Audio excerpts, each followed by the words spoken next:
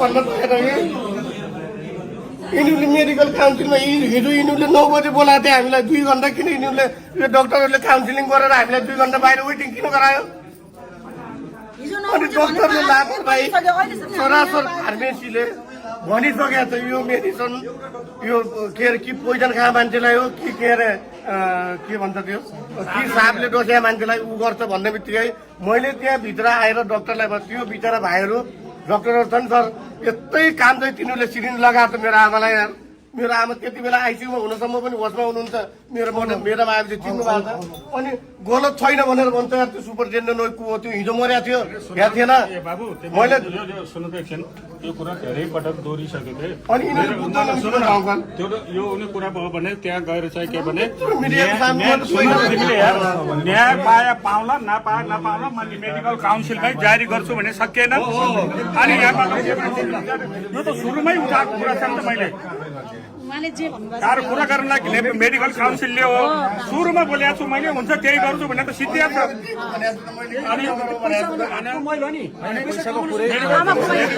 medical काउन्सिलमा गएर राख्छु भने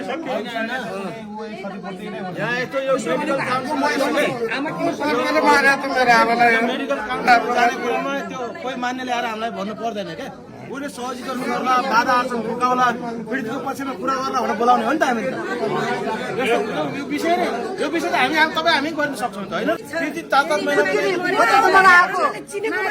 15 मिनटमा त्यो सुई लगेर भित्र जाँदैन आमा मरेपछि भन्दैन जसले पनि उसले के भने यो तपाईँले त साँपले टोकेको मान्छे हो यो अपरेसन गरेको मान्छे भने मैले होइन नर्मल मान्छे हो भन्दाखेरि हामीले त्यो सुई लगेर भित्र त्यो दबाई लाग्दाखेरि डाक्टरले लगाइदिएर चाहिँ मारिदिएर चाहिँ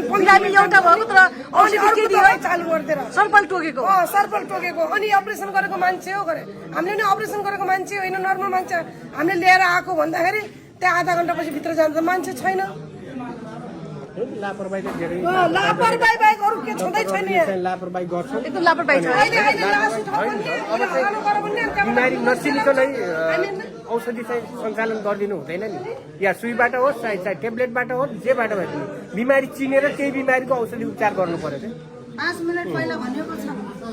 समाधान गरौँ भनेर बोलाएको अब उहाँले पनि सायद उहाँलाई बोल्न नमिलेर हो कि होइन अब उहाँलाई पनि अब जनताको बिचमा केही कसैको केही दबाब भयो कि अब उहाँले पनि त्यही कुरा हिजोबाट हामीले बारम्बार दोहोऱ्याइराखेको थियौँ तर उहाँले पनि त्यही कुरा आज नेता आउँदा पनि बारम्बार दोहोरियो बारम्बार त्यही समाधान भएन कुनै समाधान नभएर उहाँ पनि निस्किनु भयो